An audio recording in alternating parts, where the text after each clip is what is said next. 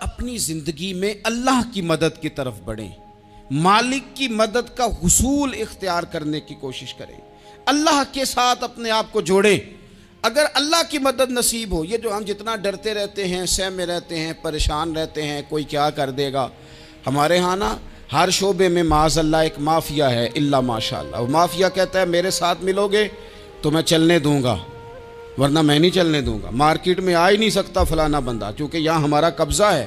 اور میرے بھائی پھر بہت سارے لوگ جن کی نیتیں اور ارادے بڑے اچھے ہوتے ہیں شروع میں، وہ بھی اس مافیا کا شکار ہو جاتے ہیں اور ان کے رنگ میں رنگ جاتے ہیں۔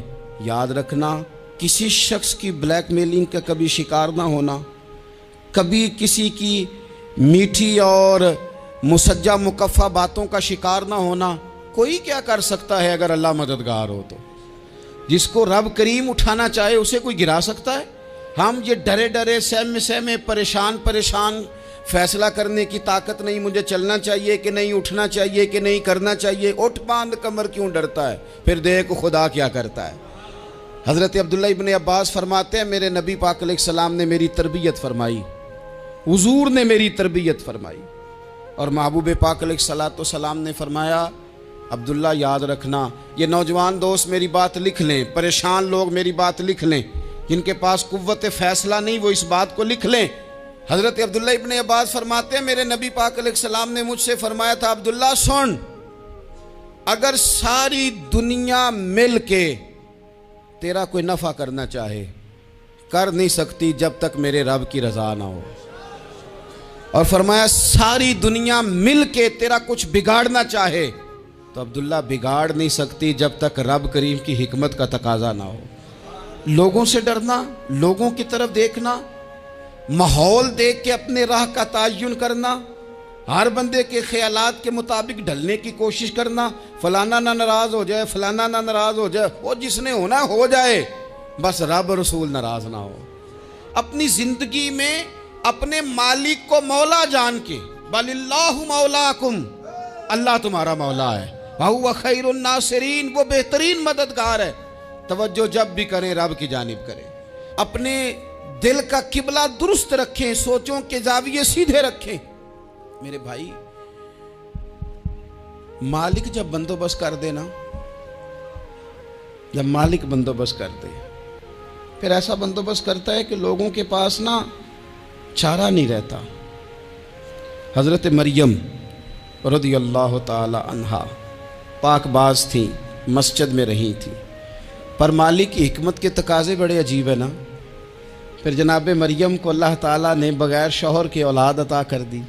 یہ بات ہی ایسی تھی، وہ کسی نے کہا تھا کہ مخلوق تو فنکار ہے اس درجہ کے پل بھر میں سنگے در کعبہ سے بھی اصنام تراشے، تم کون ہو کیا چیز ہے داغ کبابی، لوگوں نے تو مریم پہ بھی الزام تراشے۔ تو لوگوں نے کہا کدھر سے لے آئی بچہ، تیرا باپ تو ایسا نہیں تھا، کہاں سے لے آئی؟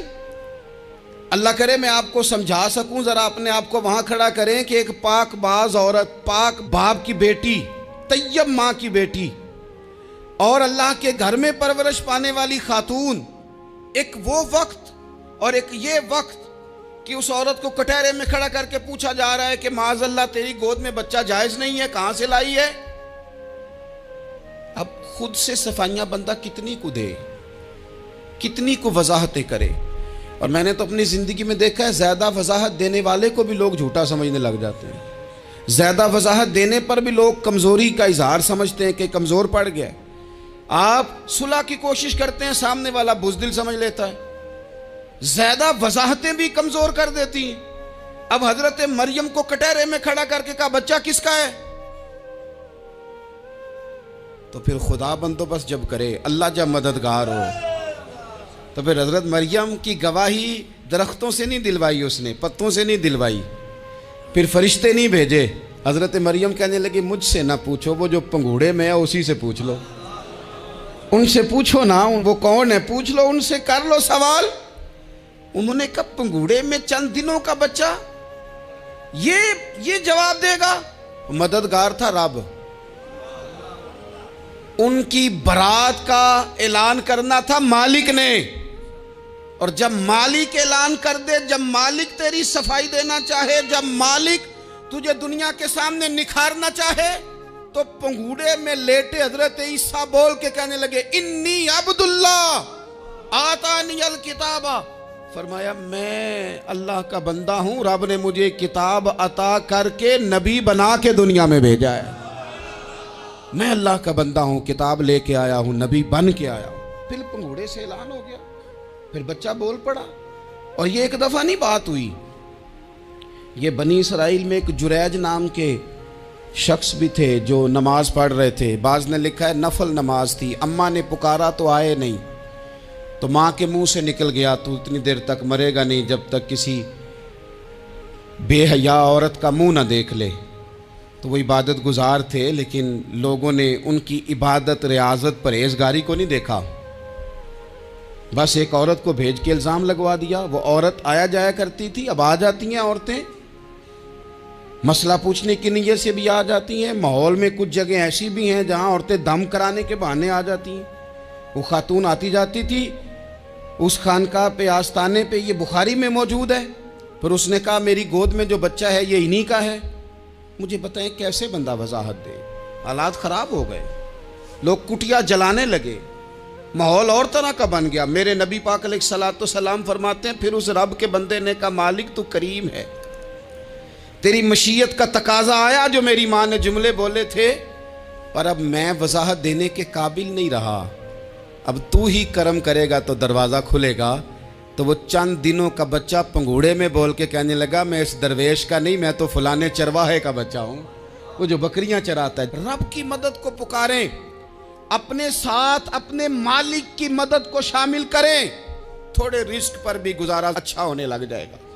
سارے لوگ آپ کو گرانے کی تدبیریں کر رہے ہوں گے اور مالک آپ کو عزتیں عطا فرما دے گا، اس کی بارگاہ سے حکمت کا تقاضا اور ہو جائے گا۔ ہم نے ساری زندگی لوگوں کو راضی کرنے میں گزار دی، ساری زندگی بڑھاپا آ گیا بچوں کو پالتے، اور بچوں نے آخری عمر میں کہہ دیا ابا اگر کوئی ڈھب کا کام کر لیتے تو آج ہمارے دن بھی پھر نہ جاتے۔ ساری زندگی گزار دی بہن بھائیوں کو راضی کرنے میں، ساری زندگی گزار دی ذمہ داریاں اٹھانے میں، ان کو 99 دفعہ دیا، ایک دفعہ نہیں دیا تو انہوں نے کہہ دیا تو نے تو کبھی دیا ہی نہیں، تو تھا ہی نہیں۔ ساری زندگی محلے داروں، علاقے والوں کو راضی کرنے میں گزار دی۔ اور میں نے ایسے لوگ بھی دیکھے دین کے لیے وقت گزارا، لیکن جب بڑھاپے میں دانت کام نہ کرتے تھے تو وقت کے مفتیوں کو بھی مسجدوں کی کمیٹیوں نے کہہ دیا اب آپ کی سمجھ نہیں آتی، ہم نے خطیب کو یور رکھنا ہے، نہ دیکھو دنیا کی طرف، دنیا رلا دیتی ہے، نہ راضی کرو بندوں کو، بندے تھکا دیتے ہیں، نہ پیچھے بھاگو ہر وقت دنیا داروں کے، یہ انسان کو کمزور کر دیتے ہیں۔ وہ تو کریم ہی بڑا ہے، 2 آنسو زمین پر بعد میں گرتے ہیں، بندے کے گناہ سارے پہلے معاف فرما دیتا ہے۔ اللہ کی مدد کا حصول، اپنے مالک کی مدد کی طرف بڑھنا، آپ کو بدر کی جنگ بھی یہی درس دے گی، آپ کو احد کا میدان بھی یہی سبق دے گا، فتح مکہ بھی یہی سبق دے گا۔ میرے دوستو جب رب مدد فرمائے، جب اللہ مددگار بنے، دوستوں سے ایک بات اکثر کرتا ہوں، میں کہتا ہوں کہ جتنے درد سے آپ امیر کو اپنی کہانی سناتے ہیں نا، اور جس طرح آپ کے آنسو بات کرنے سے پہلے گر جاتے ہیں کہ غریب ہیں، بچیاں ہیں، کاروبار نہیں، او میرے سنگیو، اس سے آدھے آنسو اپنے رب کی بارگاہ میں بکھیرو، اس کے حضور عرض گزار ہو جاؤ، اس سے طلب کرو۔ ایک وقت انسان پر زندگی میں ایسا آتا ہے کہ اسے یوں محسوس ہوتا ہے کہ میرا سایہ بھی ذرا سا پیچھے ہٹ گیا ہے، اسے یوں لگتا ہے کہ میں کسی سہارے پہ ہاتھ ڈالتا ہوں تو وہ بھاگ جاتا ہے مجھ سے۔ لیکن مالک کی بارگاہ ایسی عظیم بارگاہ ہے، رب رسول کے آستانے اتنے بڑے ہیں کہ آپ جب وہاں کشکول طلب دراز کرتے ہیں تو جھولی پھیلانے میں دیر لگتی ہے، ان کو بھرنے میں تو کوئی دیر نہیں لگتی۔ ہم نے اپنا سوچ کا قبلہ ہی دنیا کو بنا لیا ہے۔ یہ جو اللہ والوں کی مدد ہے یہ تو ہے نہیں، اللہ ہی کی مدد ہے، لیکن یہ جو سیٹھوں کی طرف توجہ کرنا، نوابوں کی طرف توجہ کرنا، دنیا داروں کی طرف توجہ کرنا، اور اپنا مزاج اس طرح کا بنا لینا، یارو गर्दन को झुका देता है खैरात का पत्थर, जहाँ में मांगने वालों के सर कभी ऊंचे नहीं होते। और इकबाल कहते हैं गैरत है बड़ी चीज़ जहाने तगो दो में, पहनाती है ये फ़क्र को ताजे सरदारा। मैं अर्ज़ करूँगा कि अपनी आप जब तवज्जो का किबला अल्लाह रसूल को बनाएंगे तो रब फरमाते हैं वयर्ज़ुक़हु मिन हैसु ला यहतसिब, मैं ना तुझे वहाँ से रिस्क दूंगा जहाँ से कभी तेरा गुमान भी नहीं गया होगा। यहाँ से भी मिल सकता है, तूने सोचा भी नहीं होगा। बुखारी शरीफ में हदीस है, हज़रत जाबिर इब्न अब्दुल्लाह फरमाते हैं नबी पाक सल्लल्लाहु अलैहि वसल्लम ने ना 300 लोगों का एक लश्कर रवाना किया किसी मुहिम के लिए, किसी जिहाद के लिए। हज़रत अबू उबैदा बिन जर्राह रदी अल्लाह ताला अन्हु अमीर लश्कर थे। फरमाते गुर्बत इतनी ज़्यादा थी, भूख इतनी ज़्यादा थी कि एक एक खजूर दिन में एक वक्त खाने को मिलती थी, और कुछ दिन ऐसे आए कि अब खजूर भी नहीं मिल रही। फरमाते इतनी ज़्यादा भूख लगी मुजाहिदीन को 300 बंदा पत्ते खा के गुजारा होने लग गया। ये बुखारी में मौजूद है। आप फरमाते हैं कि दरिया के किनारे हमारा पड़ाव था, ठहराव था। जब भूख से निढाल हो गए ना, वयर्ज़ुक़हु मिन हैसु ला यहतसिब, अल्लाह वहाँ से रोज़ी देता है, गुमान भी नहीं होता। फरमाते हैं एक मछली अल्लाह ताला ने दरिया के किनारे भेजी। फरमाते हैं वो थी तो मछली पर पहाड़ जितनी थी। बुखारी में लफ्ज़ हैं, हज़रत जाबिर इब्न अब्दुल्लाह रदी अल्लाह ताला अन्हु फरमाते हैं 300 आदमी 18 दिन तक उस मछली को खाते रहे, मछली ख़त्म ही नहीं हुई। मछलियाँ नहीं, मछली। कहते हैं 18 दिन 300 बंदा खाता रहा, मछली ख़त्म ही नहीं हुई। और फरमाते हैं कि उसकी हड्डी निकाल के, कांटा कहेंगे आप अपनी ज़ुबान में, कहते हैं वो निकाल के ना तो उसको खड़ा किया ना जब, तो ऊंट कजावे समेत उसके बीच से गुजर जाता था, 2 उसके कांटे जोड़े। फरमाते हैं वो उसका गोश्त हम खाते थे और उसकी चर्बी बतौर तेल के हम जिस्मों पे मलते थे, बीमारों को उससे सुकून आता था, तंदुरुस्ती शिफा होती थी। फरमाते हैं हम खाया भी हमने और कुछ लेके हम मदीने भी गए, और कुर्बान जाए नबी पाक ने भी उसमें से खाया। हमने अर्ज़ की हुजूर ये मुअम्मा क्या है, ये माजरा क्या है? तो महबूब ने फरमाया तुम्हारे पास ग़िज़ा नहीं थी, रब ने तुम्हारे लिए बंदोबस्त किया है, अल्लाह ने तुम्हें दिया है। मकान शुरू कर लिया, एक साहब ने वो मकान बनाने लगे, आप वो हिसाब लगा रहे हैं, कहते हैं मेरे पास इतने पैसे हैं, इतने मैंने फ़लाने दोस्त से कहना है उसने दे देने, इतने फ़लाने रिश्तेदार से कहना है उसने दे देने, इतने फ़लाने से कहना है उसने दे देने। ये सारी कापी बना के मकान शुरू कर लिया। जो रोज़ कहता था ना कोई हुक्म हो जाते दसी, सबसे पहले उसको कहा मियाँ पैसे चाहिए। वो कहता हो कल ही मुंडा टोरिया है, कदे तू परसों 10 दाते लब जाने सन। मैं आपको अपने तजर्बे की बात बता रहा हूँ। जिन लोगों का ख्याल होता है ना कि आप स्टार्ट करें फ़लाना काम, हम आपके साथ हैं, अल्लाह का ही कोई निज़ाम है, वो बिल्कुल भी नहीं साथ होते। लेकिन ऐसा नहीं है कि कोई साथ नहीं होता, अल्लाह ताला बड़े असबाब पैदा करता है, वहाँ से देता है जहाँ से गुमान भी। हमारा ये ज़हन बन जाता है, हम सारी अपने हिसाब से चलते, इतने रिश्तेदारों से, इतने कौन आपके साथ चलेगा, सवाल ही नहीं पैदा होता। ये सारे काम छोड़ के सबसे पहले 2 रखते पढ़ो, अपने रब की बारगाह में, रसूल कायनात की बारगाह में गुजारिशात और इस्तिगासे पेश करो, वहाँ से खैर तलब करो। दुनियादार क्या देंगे, क्या दे सकते हैं, क्या हैसियत होती है किसी। अल्लाह कहता है वहाँ से दूंगा। तो जो अल्लाह माल दे वो लेना चाहिए कि रिश्तेदारों का माल देखना चाहिए? जो अल्लाह दे वो लेना चाहिए कि सेठों नवाबों की जेबें देखनी चाहिए? जो अल्लाह दे वो कबूल करना चाहिए या देखना चाहिए कौन सा आदमी कहाँ पहुँच गया? छोड़ो, अपनी मट्टी पे चलने का सलीका सीखो। किसी के संग मरमर पे चलोगे तो फिसल जाओगे, फिसल जा। इस पर एक और बात अर्ज कर दूं, सही बुखारी से, मुस्लिम से एक और बात। कुछ चीज़ें ऐसी हैं जिनसे अल्लाह की मदद आती है, मदद मिलती है। एक चीज़ उनमें से ऐसी है जिससे बहुत मदद नाज़िल होती है, वो है कि जब रब आपको देना तो फिर आप भी उसके रास्ते में दें, फिर मदद आती है, फिर और आता है। बुखारी मुस्लिम में हदीस है, ये ज़्यादा ही तवज्जो तलब अमर है, इस पर आप गौर करेंगे।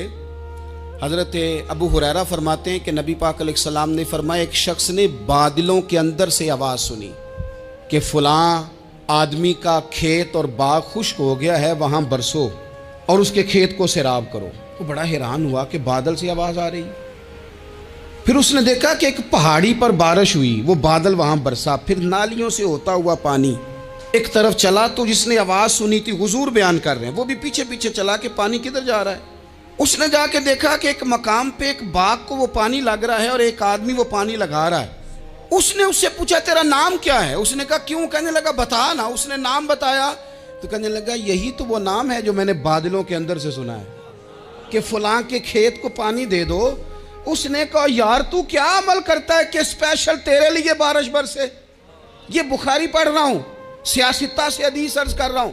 اس سے پوچھا تو کیا کام کرتا ہے کہ جناب اللہ تبارک و تعالیٰ کا حکم کرم آیا کہ خاص تیرے لیے پانی برسے اور تیرے کھیت کو سیراب کرے. تو اس نے کہا چھوٹا ذمہ دار ہوں، پر جب فصل اگتی ہے تو 3 حصے کرتا ہوں. ایک حصہ اپنے بال بچوں پہ، بہن بھائیوں پہ خرچ کرتا ہوں، ایک حصہ پورا، اور ایک حصہ دوبارہ کاشتکاری پہ لگاتا ہوں، اور تیسرا حصہ خالص میں نے مسکینوں، یتیموں اور غریبوں کے لیے رکھا ہوا ہے. وہ جو تیسرا حصہ اللہ کرے آپ سمجھیں، وہ رب کے بندوں پہ تیسرا حصہ خرچ کرتا ہے نا، تو کریم مالک نے فرمایا جہاں سے غریب کا حصہ جاتا ہے وہ کھیت خشک نہیں رہنا چاہیے. وہ جہاں سے مسکین روٹی کھاتے ہیں وہ خشک نہ رہے. جہاں سے یتیموں کو کچھ آتا ہے کہیں اس کی فصل رہ نہ جائے. میں اور آپ بھی اگر اپنے مال میں مسکینوں، یتیموں، غریبوں کے حصے رکھ لیں گے تو فصلیں خشک نہیں رہیں گی. ان کے اندر تازگی آئے گی، نور آئے گا، کرم آئے گا. خاص کر خدا کی رحمت برسے گی.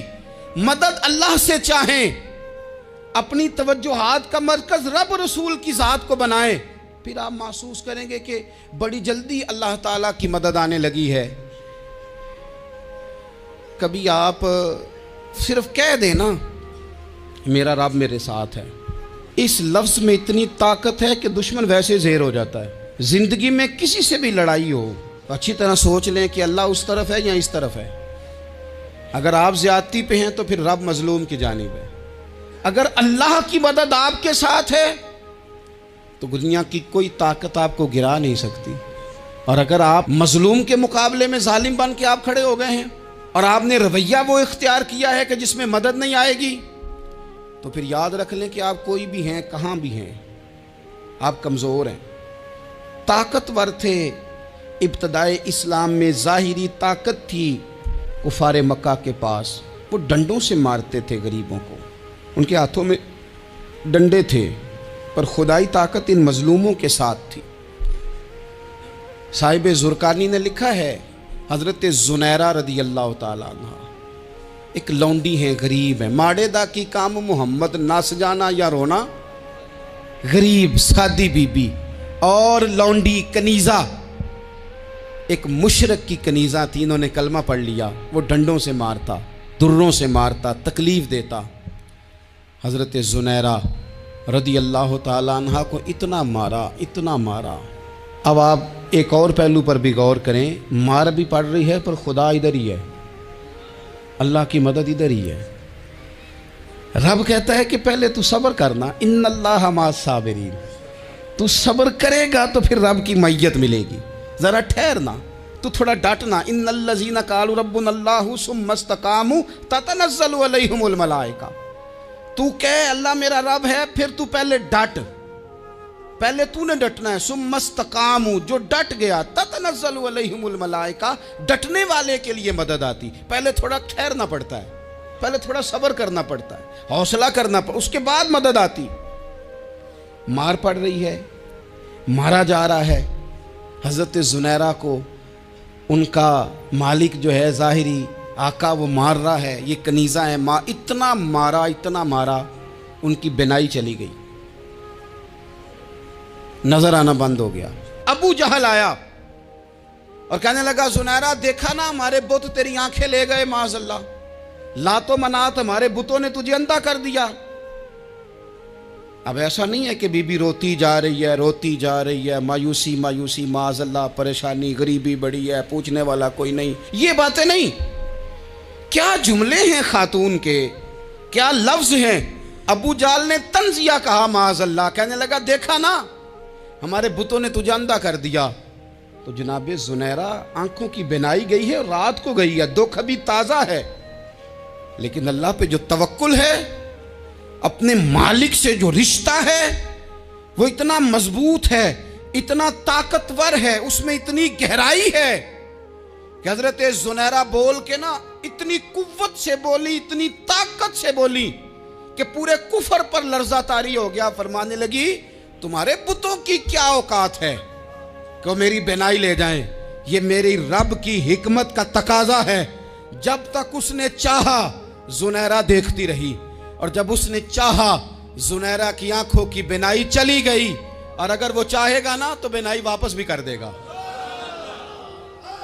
اگر ہو ذوق یقین پیدا تو کٹ جاتی ہیں زنجیریں، اگر وہ چاہے گا تو بینائی آ بھی جائے گی۔ حضرت زنیرہ نے رات کو یہ لفظ کہے، ابو جہل اور سارے کفار ڈر کے سن کے چلے گئے، آپ اطمینان سے آ کے بستر پہ سوئی۔ جب سویرے اٹھی تو اللہ نے آنکھوں کی روشنی واپس کر دی تھی۔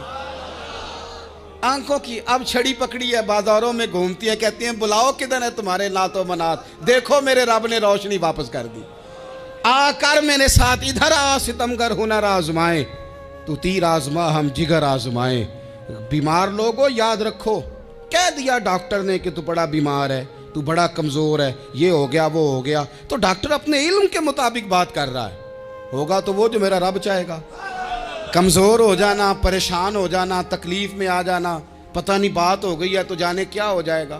اپنی زندگی کے اندر اپنے رب سے رشتہ مضبوط کریں، رسول کائنات سے رشتہ مضبوط کریں، اللہ والوں سے رشتہ مضبوط کریں۔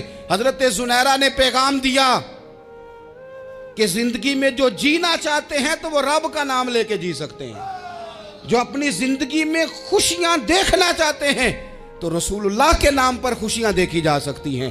توکل کی بنیاد پر بندہ خوشیاں لے سکتا ہے، اور اگر انسان میں توکل نہیں ہے تو پھر وہ اس کالے جادو سے بھی ڈر رہا ہے، وہ نیلے سے بھی ڈر رہا ہے، وہ پیلے سے بھی ڈر رہا ہے، وہ فلانے سے بھی ڈر رہا ہے، وہ میرے خلاف فلانا رشتہ دار سازش کر رہا ہے تو ڈر رہا ہے، فلانا میرے بارے میں یہ کر رہا ہے تو ڈر رہا ہے، وہ پتہ نہیں دنیا ادھر ہو جائے گی تو کیا ہو جائے گا، اٹھ باندھ کمر کیوں ڈرتا ہے، پھر دیکھ خدا کیا کرتا ہے۔ تو اس ساری گفتگو کا نچوڑ آپ کو یہ عرض کیا ہے، سب سے پہلے تو یہ کہ میدانوں میں مدد بھی اللہ کی، رزق میں مدد بھی اللہ کی، فصلیں خشک ہوں تو مدد پھر بھی اللہ کرے، تو پھر ساری مدد، اور اگر انسان بیمار ہو تو پھر بھی مدد اللہ کی۔ تو اپنے اللہ کی جانب توجہ کو بڑھائیں، آپ اللہ سے مدد کے سوالی بنیں۔ ترمذی کی ایک حدیث ہے، میں آپ کو زندگی کا تجربہ بتاتا ہوں کہ جب میں بڑا پریشان ہوتا ہوں تو یہ والی روایت کھول لیتا ہوں، مزہ دیتی ہے۔ میرے نبی پاک علیہ السلام نے فرمایا اپنے دکھ سیٹھوں نوابوں کو نہ کہنا، مالداروں کا نہ کہنا، ورنہ اللہ تمہیں کبھی غنی نہیں کرے گا۔ فرمایا اپنے دکھ اپنے رب کی بارگاہ میں عرض کرنا، جلدی کرے یا دیر سے کرے اللہ تمہیں لوگوں سے بے نیاز کر دے گا۔